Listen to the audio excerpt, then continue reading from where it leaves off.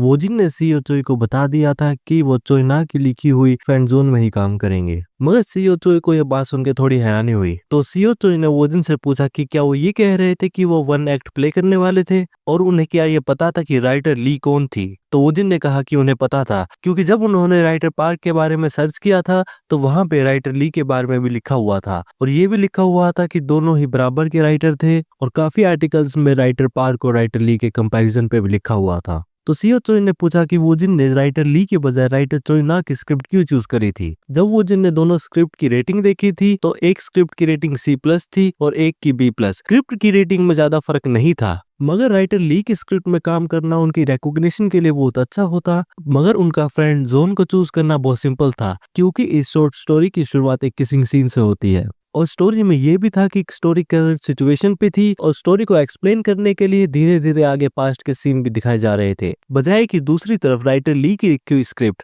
जिसमें main character को OCD था, जिसकी वजह से मेन कैरेक्टर को दूसरे लोगों के टच से बहुत ज्यादा डर लगता था और वो दूसरे लोगों से कोल्ड भी रहता था, जिसकी वजह से वोजिन को स्क्रिप्ट का एटमॉस्फेयर बहुत ज्यादा डर लग रहा था। ये स्क्रिप्ट ना करने का एक कारण ये भी था क्योंकि वोजिन के पिछले प्रोजेक्ट भी काफी ऐसे ही थे, और राइटर ट्रैक के साथ भी जो वो प्रोजेक्ट करने वाले थे उसमें भी वो ऐसा ही काम करने वाले थे, तो इसलिए वो अपने यूजुअल प्रोजेक्ट से अलग कुछ वार्म और स्वीट करना चाहते थे। मगर क्योंकि वो जिन सीईओ चोई को स्क्रिप्ट चूज करने का कारण किसिंग सीन नहीं बता सकते थे, तो उन्होंने स्क्रिप्ट चूज करने का कारण थोड़ा इनडायरेक्ट तरीके से कहा। तो उन्होंने बताया कि पहली लाइन पढ़ते उन्हें ऐसा लगा था कि ये स्टोरी थोड़ी रिफ्रेशिंग थी, तो सीईओ चोई को भी लगा कि ऐसा हो सकता था कि यहाँ पे वोजिन का इंट्यूशन फिर काम कर रहा हो, क्योंकि उसके अलावा वोजिन के पास फ्रेंड जोन चूज करने का कोई और कारण नहीं था। तो सीईओ चोई ने भी वोजिन से कह दिया था कि वो उनकी बात समझ गए थे और उन्हें उनके इंट्यूशन पे पूरा भरोसा था, और वोजिन को भी यहाँ दिख रहा था कि उनके बारे में मिसअंडरस्टैंडिंग और आगे बढ़ती जा रही थी। सीईओ चोई ने वोजिन से पूछा कि डायरेक्टर ली का काम क्या इतना ही बुरा था, तो वोजिन ने बताया कि स्क्रिप्ट बुरी नहीं थी, वो एक बिल्कुल नॉर्मल स्क्रिप्ट थी, मगर क्योंकि वोजिन को शॉर्ट स्टोरी ज्यादा पसंद आई थी तो वो उसी में काम करना चाहते थे। तो सीईओ चोई ने वोजिन को बताया कि ये थोड़ा मुश्किल था, क्योंकि वोजिन शॉर्ट स्टोरी कर रहे थे और राइटर ली के प्रोजेक्ट को इग्नोर कर रहे थे, और इससे ऐसा भी हो सकता था कि राइटर ली या फिर उनकी ब्रॉडकास्टिंग कंपनी वोजिन से ऑफेंड हो जाए, जिसका बैकलैश भी आगे बहुत बुरा हो सकता था। तो सीईओ चोई ने वोजिन को बताया कि अगर वो एग्री करे तो क्यों ना वो दोनों ही प्रोजेक्ट में काम करे, और दोनों का शेड्यूल सीईओ चोई संभाल लेंगे। वोजिन को दोनों प्रोजेक्ट में काम करने का आइडिया बुरा नहीं लग रहा था, तो उन्होंने इस बात के लिए एग्री कर लिया था। सीईओ चोई ने वोजिन को फिर याद दिलाया कि उनका स्पोर्ट्स डे का शूट अगले दिन था, तो स्क्रिप्ट्स को फाइनलाइज उसी दिन कर दिया जाए। सीईओ चोई और वोजिन राइटर ली के ऑफिस पहुंच चुके थे। सीईओ चोई वोजिन को बता रहे थे कि वो जितना हो सके हाँ में ही जवाब दे, और बाकी सब सीईओ चोई ही संभाल लेंगे। और सीईओ चोई ने राइटर ना की लिखी हुई स्क्रिप्ट के लिए नेटफ्लिक्स से भी बात कर ली थी, जिससे आगे कोई भी प्रॉब्लम्स नहीं होगी। वोजिन सीईओ चोई की बात समझ गए थे और राइटर ली भी वहां आ गई थी। राइटर ली ने सीईओ चोई और वोजिन को ग्रीट करा। जहां एक तरफ सीईओ चोई राइटर ली को हंसते हुए ग्रीट कर रहे थे, तो दूसरी तरफ वोजिन की ग्रीटिंग बिल्कुल सीरियस थी। तो राइटर ली भी वोजिन को हंसते हुए बताने लगी कि उन्होंने रूबर्स में ये तो सुना ही था कि वोजिन थोड़े अलग थे, मगर क्योंकि अब उनसे खुद मिल रही थी तो उनको भी उनकी वाइब थोड़ी अलग लग रही थी। और जब वोजिन ने राइटर ली से ये बात सुनी तो उन्हें उनके मोम का सार्केज्म याद आ गया था। राइटर ली ने सीईओ चोई को बताया कि वो थोड़ी हैरान हो गई थी, क्योंकि उनके पास कुछ ज्यादा ही जल्दी उनका कॉल आ गया था। तो सीईओ चोई ने भी राइटर ली की तारीफ करते हुए बताया कि जैसे ही उन्हें उनकी स्क्रिप्ट मिली थी तो ये नॉर्मली था कि वो जल्द से जल्द उनके पास कॉन्टैक्ट करें, और उन्हें स्क्रिप्ट भी बहुत ज्यादा अच्छी लगी थी। तो राइटर ली ने भी वोजिन से स्क्रिप्ट के बारे में पूछा। वोजिन ने भी स्क्रिप्ट के बारे में बताया कि उन्हें स्क्रिप्ट पहली लाइन से बहुत अच्छी लगी थी, और उन्हें मेन कैरेक्टर का OCD का एक्सप्रेशन भी बहुत यूनिक लगा था। राइटर ली ये देख रही थी कि वोजिन की वाइब दूसरे एक्टर से बिल्कुल अलग थी, और राइटर ली वोजिन को जितना देख रही थी उन्हें वोजिन से उतनी ही एक्टर की कम वाइब मिल रही थी, जिसकी वजह से राइटर ली की अटेंशन वोजिन के लिए और बढ़ती जा रही थी। राइटर ली को थोड़ा सा रिग्रेट इस बात से भी हो रहा था कि राइटर पार्क ने वोजिन से उनसे पहले कॉन्टैक्ट कर लिया था। राइटर ली सीईओ चोई से कहने लगी कि रूम का एटमॉस्फेयर देख के तो ऐसा ही लग रहा था कि उनका जवाब हाँ की बजाय ना होने वाला था।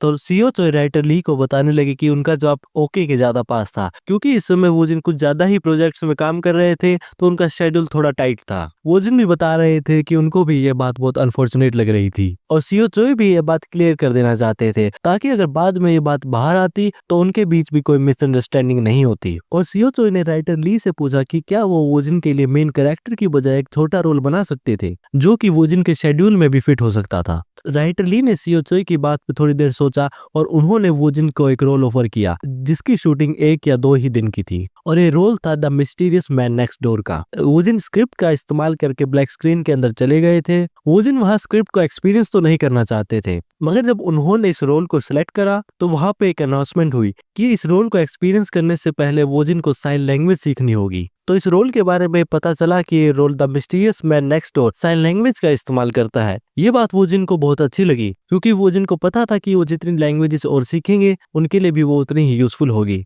और साइन लैंग्वेज की रीडिंग की प्रिपरेशन भी शुरू हो गई थी और साइन लैंग्वेज की रीडिंग शुरू हो चुकी थी और साइन लैंग्वेज के लिए सिमुलेशन भी शुरू हो गया था। वोजिन अब एक ग्रे स्पेस में खड़े थे और वोजिन देख रहे थे कि उनकी तरफ साइन लैंग्वेज बढ़ती आ रही थी। अलग अलग साइन लैंग्वेजेस में हाथ वोजिन के पास आ रहे थे और सारे हाथ वोजिन में आके टकरा गए और साइन लैंग्वेज की रीडिंग खत्म हो चुकी थी और वोजिन ने साइन लैंग्वेज सीख ली थी। वोजिन को अपनी बॉडी थोड़ी हैवी लग रही थी लेकिन वो थके हुए नहीं थे और वोजिन को अब पूरा भरोसा था कि वो इस रोल को कर सकते थे। राइटर ली वोजिन को बताने लगे कि भले इस रोल में कम ही सीन थे मगर ये रोल बिल्कुल भी लाइट नहीं था और ये इस ड्रामा के शुरू के 2 एपिसोड्स में बहुत इंपॉर्टेंट रोल था और वोजिन को इस रोल को प्ले करने के लिए कुछ और चीजें भी सीखनी होगी। तो वोजिन ने राइटर ली से पूछा कि क्या वो साइन लैंग्वेज की बात कर रही थी। सीओ चोई साइन लैंग्वेज सुन के थोड़ा हैरान हो गए थे। राइटर ली ने बताया कि वो बिल्कुल सही बोल रहे थे और the mysterious man next door के रोल की सारी लाइन साइन लैंग्वेज में ही थी, तो ये रोल बिल्कुल भी आसान नहीं था। सीओ चोई कोशिश तो ये कर रहे थे कि वोजिन को एक नॉर्मल साइड रोल मिले क्योंकि साइन लैंग्वेज सीखने के लिए वोजिन को बहुत ज्यादा टाइम लगने वाला था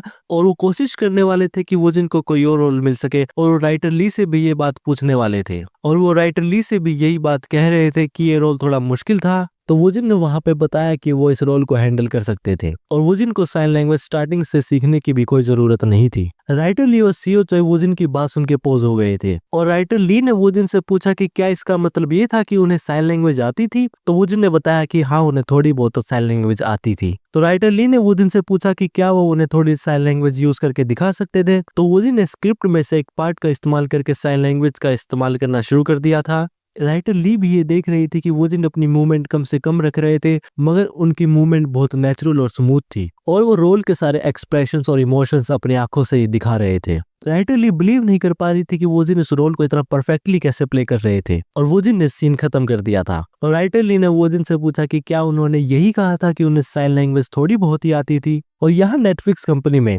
रिन अपनी रोल की मीटिंग के लिए आई हुई थी और रिन के मैनेजर उनसे पूछ रहे थे कि क्या वो फ्रेंड जोन में रोल लेने वाली थी या नहीं लेने वाली थी। तो रिन ने मैनेजर को बताया कि उन्होंने अभी तक डिसाइड नहीं करा था और वो मीटिंग में रोल के बारे में ही बातें डिस्कस करने आई थी। मैनेजर भी रिन को बताने लगे क्योंकि उन्होंने अचानक से मीटिंग सेट कर दी थी तो उनके डायरेक्टर भी मैनेजर के पास बार बार कॉल कर रहे थे। तो रिन ने कहा कि वो अभी कॉल्स को इग्नोर करे और बाद में ये कहे कि वो मीटिंग में थे। रिन के मैनेजर उन्हें बता रहे थे कि उन्होंने ये भी सुना था कि स्क्रिप्ट की राइटर एक रुकी थी और वैसे भी रिन का रोल लेना बिल्कुल भी जरूरी नहीं था। रिन अपने मैनेजर को बताने लगी कि वो वहां मजे करने नहीं आई थी और वो ये देखने आई थी कि प्रोजेक्ट चल कैसा रहा था और प्रोजेक्ट में मेन लीड कौन था, राइटर का राइटिंग स्टाइल क्या था और नेटफ्लिक्स इस प्रोजेक्ट को कितना सपोर्ट कर रहा था। तो मैनेजर ने रिन से किसिंग सीन के बारे में पूछा तो रिन ने अपने मैनेजर को बताया कि वो इस सीन को हटाने के लिए कहेंगे और अगर ये सीन नहीं हटाया गया तो वो स्क्रिप्ट को नहीं करेंगी। स्टाफ मेंबर वहां आ गए थे और उन्होंने रिन को बताया कि जनरल डायरेक्टर इस समय मीटिंग में थे। तो स्टाफ मेंबर उन्हें दूसरे रूम में मीटिंग के लिए ले जा रही थी मगर जैसे ही वो तीनों उस रूम में गए और रूम में से किसी ने रिन से पूछा कि वो इस मीटिंग रूम में क्यों आ गई थी। तो दूसरे स्टाफ मेंबर ने कहा कि ऐसा लग रहा था कि वो गलती से दूसरे रूम में आ गई थी और उन स्टाफ मेंबर के सामने वोजिन भी बैठे हुए थे। रिन भी देख कर थोड़ा हैरान थी और वो सोच रही थी कि वोजिन यहाँ पे क्यों आए हुए थे और यहाँ वोजिन मन ही मन रिन की तारीफ कर रहे थे और वो ये सोच रहे थे कि रिन उन्हें क्यों देख रही थी। तो उन्होंने रिन से हेलो कहा जिसे सुनकर रिन थोड़ा पोज हो गई और रिन मन ही मन बहुत ज्यादा खुश हो रही थी। जहाँ रिन वोजिन को देख के मन ही मन बहुत ज्यादा खुश हो रही थी और वो वोजिन की आवाज की भी तारीफ कर रही थी तो वोजिन को ऐसा लग रहा था कि रिन उन्हें इग्नोर कर रही थी और इनके एक्सप्रेशंस भी अच्छे नहीं लग रहे थे क्योंकि रिन की दिल की धड़कनें कुछ ज्यादा ही तेज हो गई थी और वो वोजिन से आंख भी नहीं मिला पा रही थी तो उन्होंने अपना चेहरा दूसरी तरफ कर दिया था। मगर वोजिन को देख के ये लगा कि रिन उनसे आई कांटेक्ट भी नहीं कर रही थी। रिन दूसरी तरफ देख रही थी और उन्होंने वोजिन से कहा कि उन्हें उनका ड्रामा बहुत अच्छा लगा था। वोजिन को रिन की पर्सनैलिटी बहुत यूनिक लग रही थी और उन्होंने रिन को थैंक यू भी कहा। रिन अपने आप को शांत करना चाहती थी तो रूम से अपने मैनेजर के साथ बाहर चली गई थी। वोजिन सीओ चोई से पूछ रहे थे कि क्या रिन की पर्सनैलिटी थोड़ी अलग थी। तो सीओ चोई ने वोजिन को बताया कि उन्होंने रिन के बारे में कभी कुछ बुरा तो नहीं सुना था, मगर वोजिन उनसे ये क्यों पूछ रहे थे। वोजिन को रिन की पर्सनैलिटी थोड़ी कोल्ड लगी, मगर वोजिन को इस बात से कुछ ज्यादा फर्क नहीं पड़ता था, तो उन्होंने फिर अपनी मीटिंग से फोकस करा। स्टाफ मेंबर टीम मेंबर की गलती के लिए वोजिन से माफी मांग रही थी, तो सीओ चोई ने स्टाफ मेंबर से पूछा कि उनके रिन के साथ क्या प्लान थे। तो स्टाफ मेंबर ने बताया कि वो भी थोड़े सरप्राइज थे और रिन भी फ्रेंड जोन के बारे में बातें डिस्कस करने आई थी, मगर रिन के साथ मीटिंग बिल्कुल कैजुअल होने वाली थी और अभी तक कुछ भी सीरियस नहीं था। सीओ चोई भी बताने लगे कि रिन जैसी बड़ी स्टार को एक शॉर्ट फिल्म करने की कुछ ज्यादा जरूरत तो नहीं थी। मीटिंग में वहां पर फ्रेंड जोन की राइटर चोइना भी बैठी हुई थी और उन्होंने वोजिन से पूछा कि उनका स्क्रिप्ट चूज करने का कारण क्या था। वैसे तो स्क्रिप्ट चूज करने का कारण किसिंग सीन था, मगर वोजिन ये बात नहीं बता सकते थे। तो वोजिन ने राइटर को बताया कि उन्हें बात बहुत अच्छी लगी कि स्क्रिप्ट की पेसिंग बहुत स्ट्रेट फॉरवर्ड थी और स्क्रिप्ट में इधर उधर की बातें बिल्कुल नहीं थी और स्क्रिप्ट की ओवरऑल वाइब भी उन्हें बहुत अच्छी लगी थी। राइटर चोइना को वोजिन की बात कुछ ज्यादा समझ तो नहीं आई थी, मगर वो स्क्रिप्ट की तारीफ सुन के बहुत ज्यादा खुश थी। स्टाफ मेंबर ने वोजिन से पूछा कि क्या वोजिन को गाना गाना आता था, क्या वोजिन थोड़ा पियानो भी बजा सकते थे। वोजिन सोच रहे थे कि स्टाफ मेंबर उनसे अचानक ये क्या सवाल कर रहे थे और वो उनसे गाने और पियानो के बारे में क्यों पूछ रहे थे और यहाँ पे बात का सब्जेक्ट बिल्कुल बदल कैसे गया था। मगर क्योंकि यहाँ पे गाने की बात हो रही थी, तो वोजिन अपनी सिंगिंग पे पूरे कॉन्फिडेंट थे और उन्हें ऐसा लगता था कि वो जब भी कैराओके में सिंगिंग करने जाते थे तो वो बहुत अच्छा परफॉर्म करते थे। तो वोजिन ने स्टाफ मेंबर को बताया कि उनकी सिंगिंग बुरी तो नहीं थी, मगर वो ऐसा क्यों पूछ रहे थे। तो राइटर ने वोजिन को दूसरे एपिसोड की स्क्रिप्ट देते हुए बताया कि दूसरे एपिसोड में एक सीन था जिसमें मेल लीड पियानो बजाते बजाते गाना गाता है। तो सीओ चोई ने राइटर से इस सीन का कॉन्सेप्ट पूछा, तो राइटर ने सीओ चोई को बताया कि इस सीन में मेल लीड को प्रोफेशनल सिंगर या पियानिस्ट लगना होगा। तो स्टाफ मेंबर उन्हें बताने लगे कि ये सीन इतना भी जरूरी नहीं था और अगर वोजिन चाहते तो ये सब वो एडिटिंग में भी कर सकते थे। तो वोजिन ने बताया कि वो पियानो इतना भी बुरा नहीं बजाते थे और उन्होंने पूछा कि क्या उन्हें बाकी की स्क्रिप्ट भी मिल सकती थी। तो राइटर चोइना ने उन्हें बताया कि वो मेल लीड बन चुके थे, तो उन्हें आगे की भी स्क्रिप्ट मिल जाएगी। रिन मीटिंग रूम के बाहर ही खड़ी थी और रूम में से हंसने की आवाजें आ रही थी। तो रिन ये सोच रही थी कि अंदर सब हंस क्यों रहे थे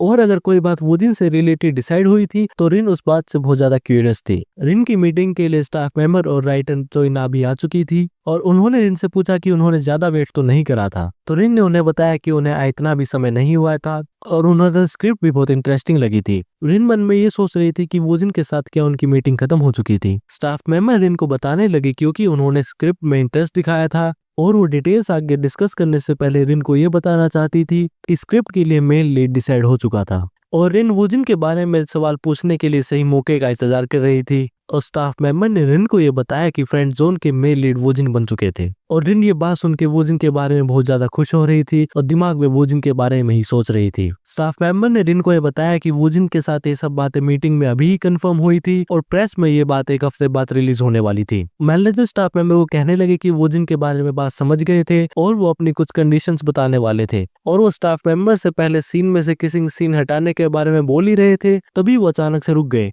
क्योंकि रिन ने उनके पैर पे जोर से लात मार दी थी और रिन ने अपने मैनेजर के पास आके कहा कि वो चुप हो जाए। दूसरी तरफ यहाँ वो जिन मीटिंग के बाद जा रहे थे और उन्होंने दूसरे एपिसोड की स्क्रिप्ट पढ़ ली थी, तो वह स्क्रिप्ट का इस्तेमाल करके ब्लैक स्क्रीन के अंदर भी चले गए थे। ब्लैक स्क्रीन के अंदर जाने के बाद वोजिन ने ये देखा कि स्क्रिप्ट का ग्रेड B+ था और ये बात थोड़ी अजीब थी क्योंकि जब वोजिन ने आखिरी बार देखा था स्क्रिप्ट का ग्रेड B था। तो क्या एक दिन में कुछ नया हो गया था और स्क्रिप्ट का ग्रेड बढ़ने का कारण वोजिन थे। वोजिन इस बात से बिलीव नहीं कर पा रहे थे, तो वोजिन ने दूसरे प्रोजेक्ट्स के ग्रेड देखे मगर उनके ग्रेड्स अभी तक चेंज नहीं हुए थे। वोजिन समझ नहीं पा रहे थे कि सिर्फ फ्रेंड जोन की रेटिंग बढ़ी थी मगर बाकी प्रोजेक्ट्स की नहीं और ग्रेड बढ़ने की और क्या कंडीशंस हो सकती थी। मगर तभी फिर से स्क्रिप्ट का ग्रेड फिर बढ़ चुका था, अब वो ग्रेड A हो गया था। वोजिन समझ नहीं पा रहे थे कि आखिर हो क्या रहा था। तो वोजिन ब्लैक स्पेस से बाहर आ गए थे और वो ये सोच रहे थे कि फ्रेंड जोन के साथ आखिर बदला क्या था। तभी सीओ चोई के पास एक कॉल आ गया था और कॉल खत्म होने के बाद सीओ चोई वोजिन को ये बताने लगे कि अभी अभी उनके पास नेटफ्लिक्स की क्रिएटिव टीम का कॉल आया था और रिन ने फ्रेंड जोन करने का डिसाइड कर लिया था। क्योंकि रिन पहले वोजिन के साथ थोड़ा कोल्ड एक्ट कर रही थी, तो क्या रिन को ये नहीं पता था कि वोजिन मेन लीड का रोल प्ले कर रहे थे और उन्होंने सीओ चोई से भी यही बात पूछी। तो सीओ चोई ने वोजिन को बताया कि मीटिंग शुरू होते ही रिन को ये बात बता दी गई थी। सीओ चोई भी कह रहे थे कि रिन ये सब क्यों कर रही थी और ये सब बहुत सरप्राइजिंग था, मगर इस सब में कुछ भी बुरा नहीं था और इससे कास्ट की वैल्यू भी बढ़ रही थी। मगर वोजिन सीओ चोई की इस बात से कुछ ज्यादा श्योर नहीं थे।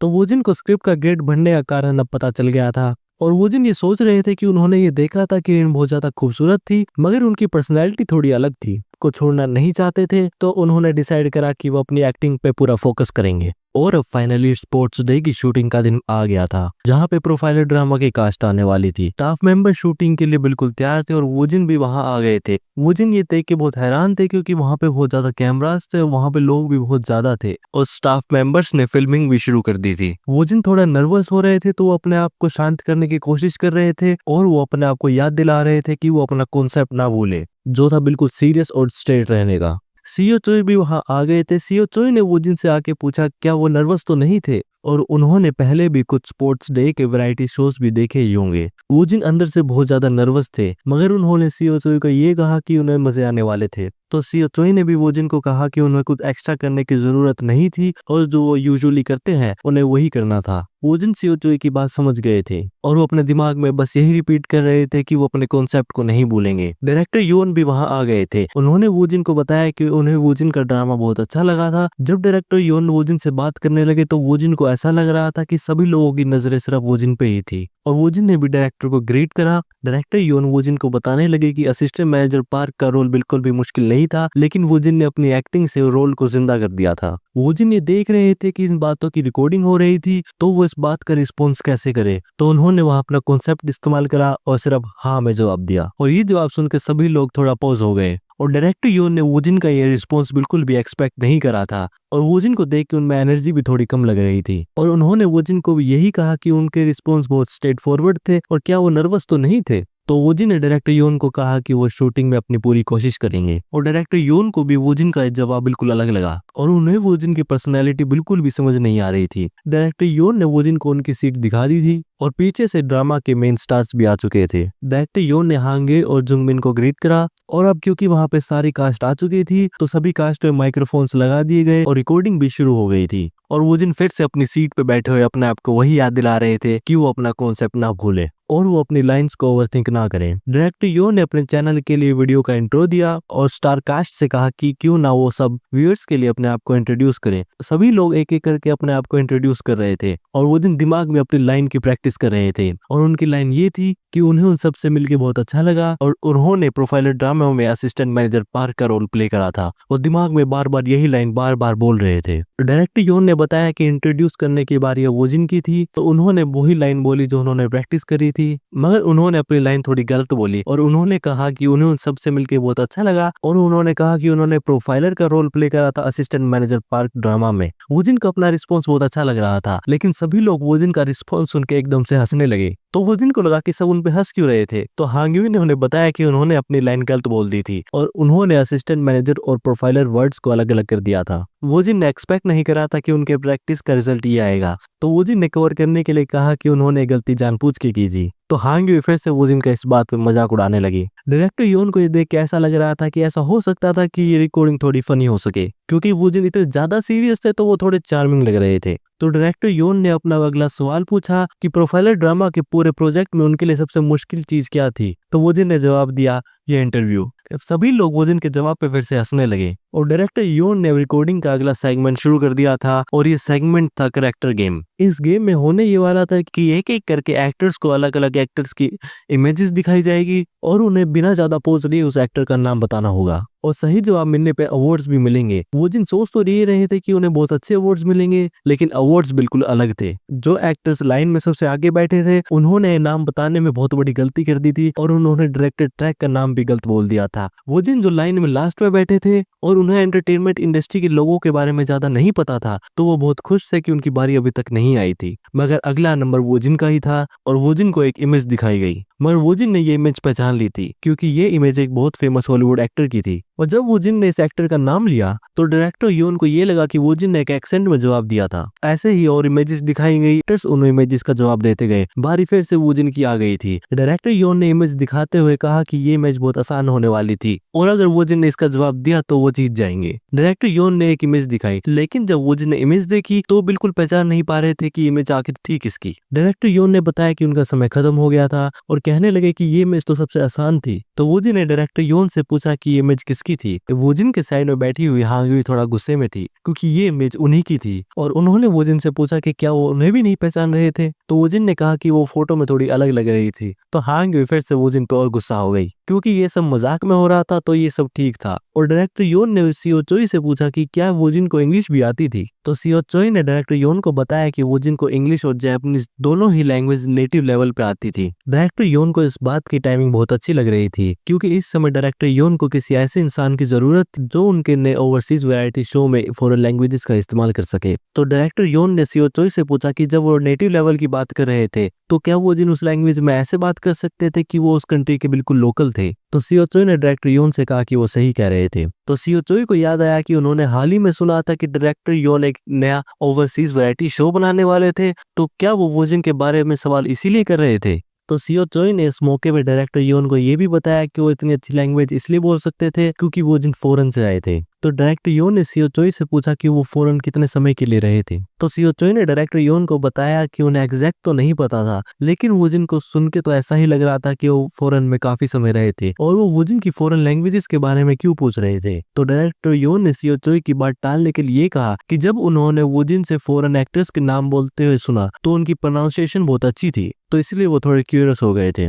तो सीओ चोई ने डायरेक्टर योन से कहा कि वो शूटिंग के बाद इस बात पे और बात कर सकते थे। डायरेक्टर योन ने भी इस बात पे एग्री कर लिया था। सीओ चोई ये समझ गए थे कि वोजिन ने अपनी तरफ एक और एक्टर को अट्रैक्ट कर लिया था और वोजिन अपने डेब्यू के बाद लगातार काफी बड़े बड़े एंटरटेनमेंट इंडस्ट्री के जाइंट्स को अपनी तरफ अट्रैक्ट कर रहे थे। रिकॉर्डिंग खत्म हो चुकी थी और वोजिन वहां से जा रहे थे। वोजिन थोड़े थके हुए थे और सामने बैठे सीओ चोई उनके काम की तारीफ कर रहे थे। सीओ चोई ने वोजिन को बताया कि प्रोफाइलर ड्रामा का 3rd और 4th एपिसोड रिलीज हो चुका था और वो दोनों ही एपिसोड बहुत बड़े हिट भी हुए थे। क्योंकि वोजिन कुछ समय से थोड़ा बिजी थे तो वो प्रोफाइलर ड्रामा को थोड़ा भूल गए थे।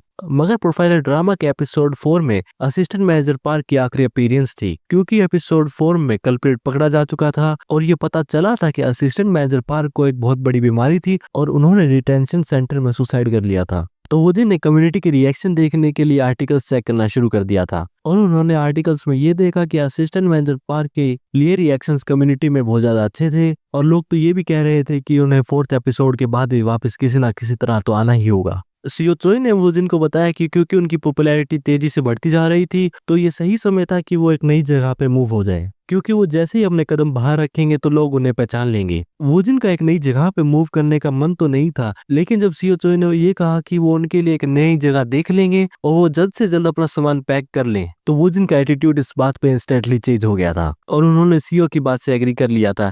और बात एग्री करने का कारण ये था क्योंकि कोई उन्हें इतने महंगे शहर में एक फ्री में जगह दे रहा था तो वो इस ऑफर को मना तो नहीं कर सकते थे। सीओ चोई ने वोजिन को ये भी बताया कि वोजिन के लिए एक एडवर्टाइजमेंट ऑफर भी आया था और ये ऑफर सीओ चोई ने जितना एक्सपेक्ट करा था उससे कुछ ज्यादा ही जल्दी आ गया था। तो वोजिन सोच रहे थे कि ये किस तरह की एड थी कि जैसी उन्होंने टीवी या यूट्यूब पे देखी थी और क्या वो सच में एक एड करने वाले थे और उन्होंने सीओ चोई से पूछा कि ये किस तरह की एड थी। तो सीओ चोई ने वोजिन को बताया कि ये एक बर्गर की एड थी।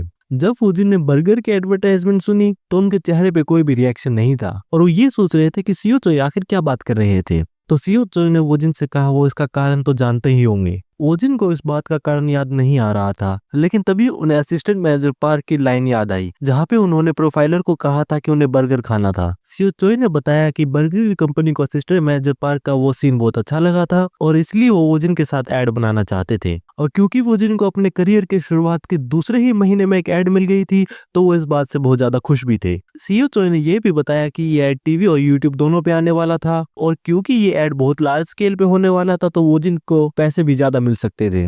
वोजिन ने सीओ चोई से पूछा कि क्या ये ऐड 1 शूट का होने वाला था तो सीओ चोई ने कहा कि वोजिन सही कह रहे थे और अगर इस ऐड से ब्रांड का रिस्पॉन्स अच्छा आया तो आगे भी वोजिन के साथ कॉन्ट्रैक्ट कर सकते थे। तो सीओ चोई ने वोजिन से फॉर्मली पूछा कि क्या वो ऐड करना चाहते थे या नहीं करना चाहते थे और क्या वोजिन को इस बारे में कोई इंट्यूशन मिल रहा था। तो वोजिन सोच रहे थे कि उनके पास ऐड ना करने का कोई कारण नहीं था और अगर ऐड फेल भी होता तो उनका एक्सपोजर तो गारंटीड ही था। तो वोजिन ने सीओ चोई को बताया कि वो ऐड करेंगे और उन्होंने ऐड का फॉर्मेट पूछा। सीओ चोई ने वोजिन को बताया कि अगर वो कॉन्सेप्ट की बात कर रहे थे तो उन्होंने ये सुना था कि ये ऐड असिस्टेंट मैनेजर पार्क से इंस्पायर्ड था और वोजिन ये समझ सकते थे कि इस ऐड में असिस्टेंट मैनेजर पार्क को बर्गर खाते हुए बहुत मजे आ रहे थे। क्योंकि ऐड का कॉन्सेप्ट बहुत आसान था तो वोजिन को बिल्कुल समझ आ गया था। सीओ चोई ने वोजिन को ये भी बताया कि जो उनके लिए छोटी एंटरटेनमेंट कंपनीज या मीडिया आउटलेट से इंटरव्यूज के रिक्वेस्ट आए थे वो उन्होंने डिक्लाइन कर दिए थे, क्योंकि जिस रेट से वोजिन फेमस हो रहे थे तो वहां पे जाना एक तरह से उनके लिए लॉस ही होता। क्योंकि वो जिनको ये टेक्निकल बात कुछ ज्यादा समझ नहीं आ रही थी तो उन्होंने सीओ चोई से कहा कि वो सही कह रहे थे। सीओ चोई ने वोजिन के लिए कुछ मैगजीन फोटोशूट भी ढूंढ रखे थे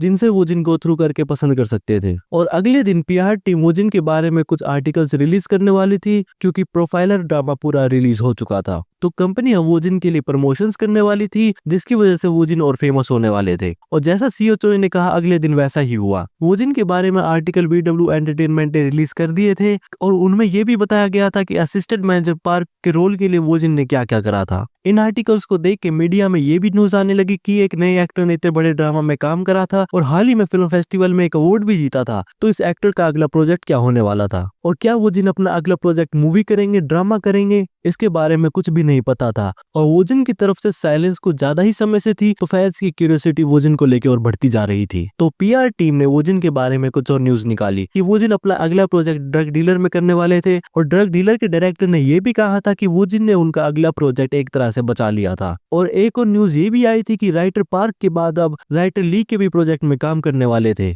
और इस नए प्रोजेक्ट में वो एक सपोर्टिंग रोल करने वाले थे। इस बात से मीडिया और पब्लिक के रिएक्शन थोड़े मिक्स थे क्योंकि कुछ लोग वोजिन को एज ए मेन कैरेक्टर देखना चाहते थे मगर कुछ लोगों को उनकी साइड कैरेक्टर की एक्टिंग भी बहुत अच्छी लग रही थी। तो एक तरह से ये कहा जा सकता था कि दोनों का रिएक्शन डिसअपॉइंटिंग भी था मगर साथ में अमेजिंग भी। कुछ समय बाद प्रोफाइलर ड्रामा के एपिसोड्स की रेटिंग भी निकाल दी गई और ड्रामा की रेटिंग देख के लोगों का रिएक्शन और बढ़ गया था। मगर जैसे ही 4th एपिसोड के बाद वोजिन का रोल खत्म हो गया था ड्रामा की रेटिंग थोड़ी कम भी हो गई थी और ये भी एक बहुत बड़ी न्यूज बन गई थी कि सिर्फ वोजिन के ड्रामा का रोल खत्म होने से ड्रामा की रेटिंग 4% गिर चुकी थी और लोग ये डिमांड कर रहे थे कि वोजिन को अगले भी एपिसोड्स में आना ही होगा। और इतनी सारी न्यूज और आर्टिकल्स के बाद वोजिन अब एक अननोन एक्टर तो नहीं रहे थे, उनके बारे में न्यूज और आर्टिकल्स लगातार आते जा रहे थे और लोगों की अटेंशन भी वोजिन की तरफ बढ़ती जा रही थी। वोजिन भी अपने बारे में आर्टिकल्स देख रहे थे तो वोजिन के हेयर स्टाइलिस्ट ने उन्हें बताया कि उनके ऊपर एक फैन क्लब भी बन चुका था और फैन क्लब पे अब 3000 मेंबर्स भी हो चुके थे। हेयर स्टाइलिस्ट ने वोजिन को ये बताया कि अगर वो इसी रेट से फेमस होते रहे तो उन्हें जल्द से जल्द एक मीट एंड ग्रीट भी करना होगा या फिर एक फैन साइनिंग इवेंट भी। और वोजिन अब बीडब्ल्यू एंटरटेनमेंट के ऑफिस में आ गए थे। वहां पे एक मीटिंग चल रही थी जहां पे एक तरफ सीईओ चोई और हांगयुई बैठी हुई थी और दूसरी तरफ एक और इंसान बैठा हुआ था। हांगयुई ने वोजिन से ये कहा वैसे तो वहां से जाने वाली थी मगर क्योंकि वोजिन आ गए थे तो उन्हें उनसे मिलकर बहुत अच्छा लग रहा था और वोजिन अपने दिमाग में यही सोच रहे थे कि हांगयुई आज भी बहुत अच्छी लग रही थी। जब वोजिन ने वहां पे बैठे हुए इंसान को पीछे से देखा तो उन्हें वो थोड़ा जाना पहचाना हुआ लगा, लेकिन जब उस इंसान ने वोजिन की तरफ देखा तो वो इंसान वोजिन के बेस्ट फ्रेंड किम यंग थे। वोजिन किम यंग को देख के वहां बिल्कुल हैरान हो गए थे तो हांगयुई ने बताया वो बिल्कुल सही देख रहे थे और वो वोजिन के वही दोस्त थे जो सुपर एक्टर के ऑडिशन में उनके साथ आए थे और वोजिन ये कह रहे थे कि वो उनके बारे में और कोई बात ना करे, प्लीज ये उनके बारे में कोई और बात ना करें। हांगयुई ने किम यंग से ये पूछा कि जब वो ऑडिशन वाले दिन आए थे उन्होंने वोजिन के बारे में ये बताया था कि वो एक डिजाइनर थे। किम यंग ने हांगयुई को कहा कि वो सही कह रही थी। वोजिन को वो मोमेंट बहुत ज्यादा क्रेजी लग रहा था और वो ये सोच रहे थे कि वो जल्द से जल्द वहां से बस निकल जाए। और क्या किम यंग को वोजिन के कॉन्सेप्ट के बारे में पता था या नहीं पता था? तो हांगयुई ने वोजिन से कहा कि वो अपने दोस्त से बात तो करना चाहते होंगे। तो वोजिन ने किम यंग से पूछा कि वो वहां पे क्या कर रहे थे। किम यंग ये देख रहे थे कि वोजिन इतना सीरियस क्यों एक्ट कर रहे थे और उनके बारे में कुछ अलग लग रहा था और वोजिन की आंखें भी बहुत इंटेंस थी और एक्सप्रेशन भी बिल्कुल कोल्ड थे और वोजिन अपने यूजुअल से तो बहुत अलग लग रहे थे। तो किम यंग ने एक बार वोजिन की तरफ देखा और रूम में बैठे हुए लोगों की तरफ देखा और वो समझ गए थे कि वोजिन वहां अपना कुछ कॉन्सेप्ट इस्तेमाल कर रहे थे। तो किम यंग ने वोजिन से कहा कि वो पहले से बहुत ज्यादा चीयरफुल लग रहे थे। ये बात सुनकर हांगयुई और सीईओ चोई हैरान हो गए थे और वोजिन किम यंग को देख के ये कह रहे थे कि वो इस बात को ज्यादा सीरियस ना करे और उनके बारे में मिसअंडरस्टैंडिंग और ज्यादा ना बढ़ाएं। हांग यूई ने किम यंग से पूछा कि क्या वो वुजिन को ऐसे चीयरफुल कह रहे थे। सियो चोई ने भी किम यंग से पूछा कि जब उन्होंने वुजिन को और चीयरफुल कहा तो क्या वुजिन अपने पास्ट से अलग लग रहे थे। किम यंग सियो चोई को वुजिन के बारे में और बातें बता ही रहे थे, लेकिन तभी वुजिन उनके पीछे आए और उनसे कहा कि वो चुप हो जाए। और वुजिन ने सियो चोई से पूछा कि किम यंग वहां पे क्या कर रहे थे। तो सियो चोई ने वुजिन को बताया कि बीडब्ल्यू एंटरटेनमेंट और स्टाफ हायर कर रही थी और सियो चोई ने किम यंग की एप्लीकेशन देखी और क्योंकि उन्हें पता था कि वो वुजिन के दोस्त थे तो वो उनसे अलग से मिलकर मीटिंग करना चाहते थे। तो वुजिन ये सोच रहे थे ये बात तो अच्छी थी कि वो और स्टाफ हायर करना चाहते थे, लेकिन यहाँ पे किम यंग क्यों आ गए थे और क्या बस वो किम यंग को वहां से भगा दे। तो वुजिन ने कहा कि वो अपने दोस्त से कुछ प्राइवेटली बात करना चाहते थे। किम यंग और वुजिन वहां से जा ही रहे थे तो हांग यूई ने पीछे से किम यंग से पूछा कि उन्होंने वुजिन को सुपर एक्टर के ऑडिशन पे क्यों बुलाया, क्योंकि वहां पे खुद से आना वुजिन का डिसीजन तो नहीं होगा। किम यंग को पता था कि वुजिन के ऑडिशन में आने का कारण हांग यूई थी, मगर ये वो वहां नहीं बता सकते थे। तो उन्होंने वुजिन के बारे में बताया कि वुजिन डिजाइनिंग में तो बहुत अच्छे ही थे, मगर वो उनके एक्टिंग का टैलेंट वेस्ट होता नहीं देखना चाहते थे और वो वुजिन के बारे में और आगे बात बता ही रहे थे। लेकिन तभी वुजिन ने पीछे से उनको कंधे से खींच लिया और वो उन्हें रूम से बाहर ले गए। हांग यूई और सियो चोई वुजिन के बारे में गलतफहमी में ये सोच रहे थे कि वुजिन का पास्ट आखिर कितना ही बुरा होगा। और सियो चोई ने ये भी कहा कि इन सब के बीच में कमाल की बात तो ये भी थी कि उन्होंने इतनी अच्छी एक्टिंग खुद सीख ली थी। और यहाँ पे वुजिन के बारे में मिसअंडरस्टैंडिंग और ज्यादा बढ़ती जा रही थी। वुजिन किम यंग को बाहर ले आए थे और वो उनसे पूछ रहे थे कि वो वहां पे क्या कर रहे थे। तो किम यंग ने वुजिन को बताया कि क्योंकि उन्होंने उनके बारे में कुछ नहीं बताया था तो वो भी उन्हें सरप्राइज देना चाहते थे। वुजिन को अचानक से मूवी में देखा था तो वो भी वुजिन को सेम ट्रीटमेंट देना चाहते थे। फिर वुजिन और किम यंग ने थोड़ी देर और मजाक करा। फिर किम यंग ने वुजिन से पूछा कि वो इतना सीरियस क्यों एक्ट कर रहे थे और क्या वो कूल होने की एक्टिंग कर रहे थे और उनका सीरियस होने का कॉन्सेप्ट क्या था। तो वुजिन ने बताया कि ये सब एक गलतफहमी पे था और वो उस गलतफहमी को क्लियर नहीं कर पाए थे, तो गलतफहमी आगे बढ़ती ही जा रही थी। वुजिन ने किम यंग से उनके करियर के बारे में पूछा कि वो अचानक से इंटरव्यू पे कैसे आ गए थे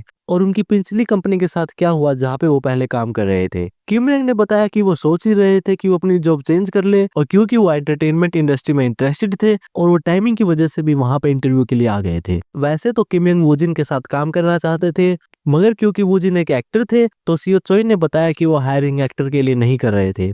तो किम यंग ने सियो चोई को सजेस्ट करा कि क्यों ना वो एज ए मैनेजर असिस्टेंट और वुजिन के बॉडीगार्ड की तरह काम करे। वुजिन ने किम यंग से पूछा कि वो काम कब से शुरू करने वाले थे। तो किम यंग ने बताया कि वो उस महीने के खत्म होते ही वहां पे काम करना शुरू करने वाले थे। वुजिन ने किम यंग से फिर से पूछा कि क्या वो सीरियस थे। तो किम यंग ने भी कहा कि वो बिल्कुल सीरियस थे। क्योंकि किम यंग वहां पे काम करने वाले थे तो वुजिन को ये बात बिल्कुल सही लग रही थी, क्योंकि आखिर कोई तो उनके साथ ऐसा होता कि जिनके साथ उन्हें अपने कॉन्सेप्ट का इस्तेमाल ना करना होता। और किम यंग ने वुजिन से पूछा कि क्या वो अपने सीरियस कॉन्सेप्ट को कंटिन्यू करने वाले थे। तो वुजिन ने किम यंग को बताया क्योंकि मिसअंडरस्टैंडिंग कुछ ज्यादा ही बढ़ चुकी थी और किम यंग वहां पे काम करने वाले थे तो वो भी उनके कॉन्सेप्ट की वाइब को ज्वाइन करे।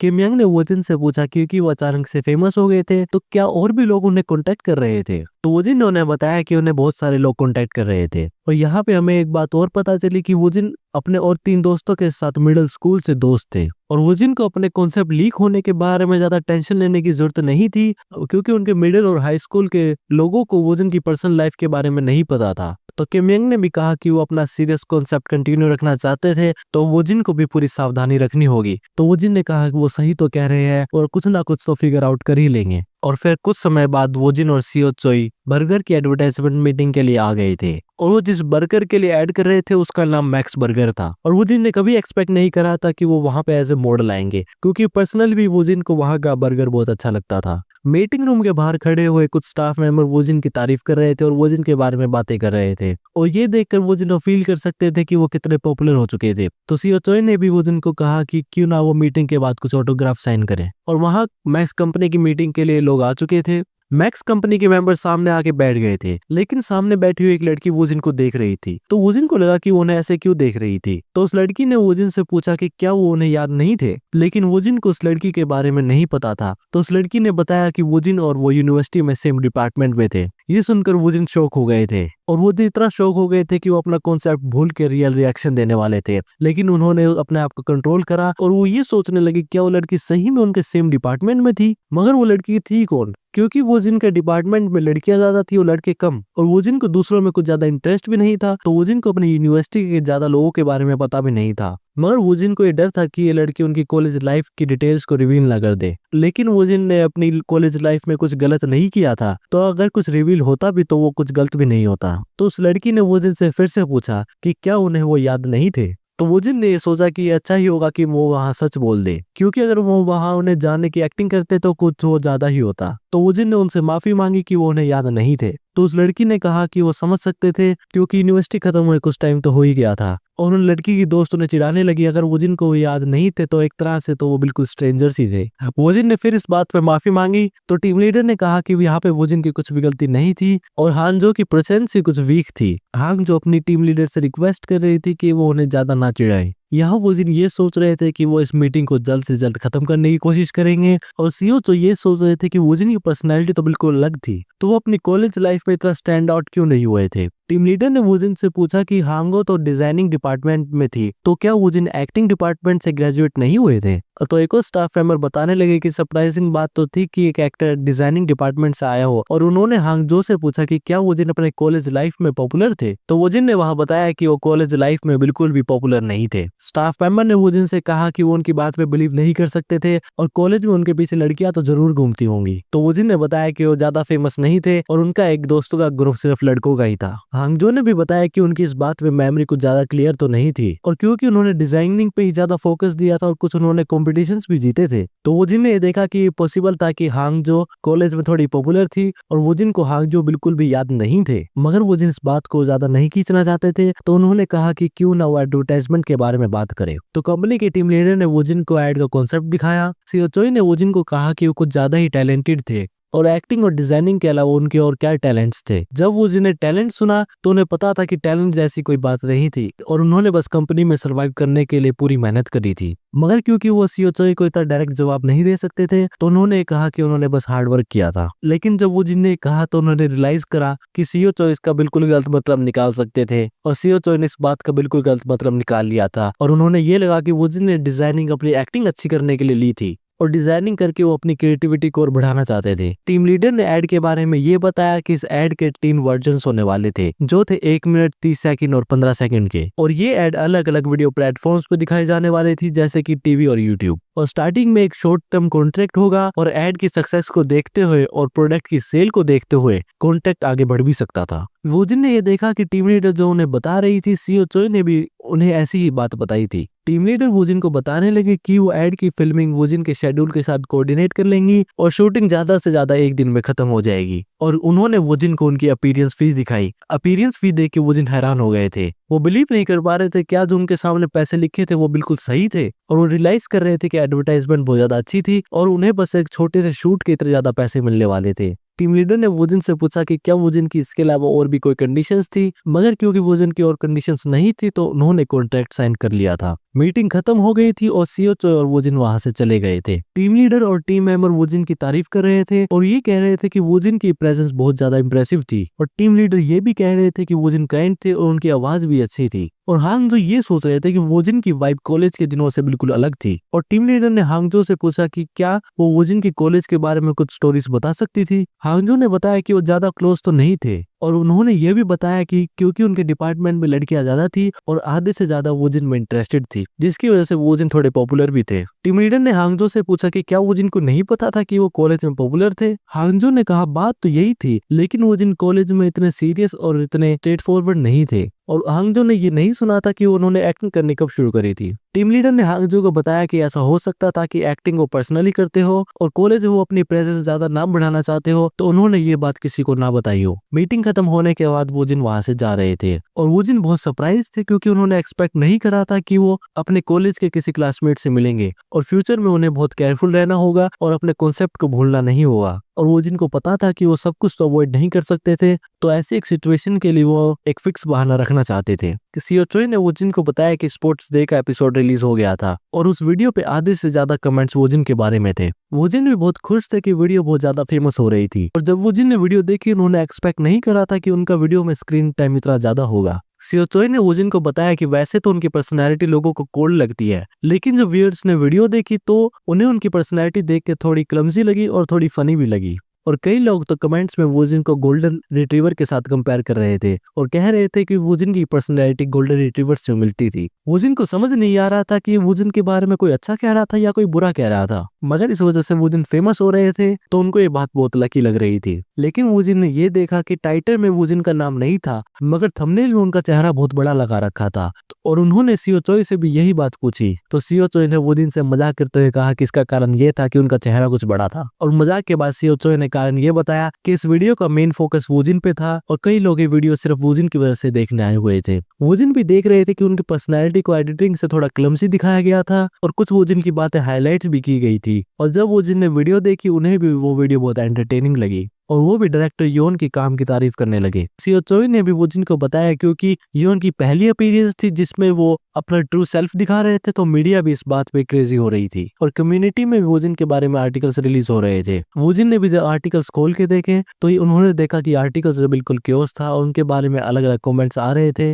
वोजिन आर्टिकल्स देखकर इस बारे में ज्यादा नहीं सोचना चाहते थे, तो उन्होंने डिसाइड करा वो आर्टिकल्स को इग्नोर करेंगे। तभी सीओ चोई के पास डायरेक्टर योन का कॉल आ गया था। डायरेक्टर योन ने सीओ चोई से पूछा कि क्या उन्होंने पहला एपिसोड देख लिया था। सीओ चोई ने डायरेक्टर योन को बताया कि उन्होंने पहला एपिसोड देख लिया था और उन्हें यह भी बहुत अच्छा लगा कि उन्होंने कैसे वोजिन का कैरेक्टर अपनी वीडियो में दिखाया था। डायरेक्टर योन ने सीओ चोई को बताया कि वो उनके साथ एक प्रॉपर मीटिंग करना चाहते थे और इस बार मीटिंग स्पोर्ट्स डे के डायरेक्टर के साथ नहीं बल्कि एज ए कंपनी के डायरेक्टर के साथ होने वाली थी। तो सीओ चोई ने डायरेक्टर योन से पूछा कि क्या वो एक नया वैरायटी शो बनाने वाले थे। डायरेक्टर योन ने सीओ चोई को बताया कि वो बिल्कुल सही कह रहे थे और उनका जो अगला वैरायटी शो का कॉन्सेप्ट होने वाला था उसके लिए वोजिन बिल्कुल सही थे। सीओ चोई को पता था कि इतनी जल्दी अगर वोजिन एक वैरायटी शो को होस्ट करने लग जाए तो एक तरह से एंटरटेनमेंट इंडस्ट्री में वोजिन के लिए एक बुरी चीज होगी और उनके बारे में नेगेटिव कमेंट्स भी बहुत ज्यादा आ सकते थे। तो उन्होंने डायरेक्टर योन को डायरेक्टली मना करने के बजाय ये कहा कि वो वोजिन का शेड्यूल चेक करके उनके साथ मिलेंगे। तो डायरेक्टर योन ने सीओ चोई से पूछा कि अगर वो साथ में वोजिन का शेड्यूल चेक कर रहे हैं तो क्या वो ये भी देख सकते थे कि क्या वोजिन ने साल के अगले हाफ में कोई और कमिटमेंट्स कर रखी थी। सब्सक्राइब।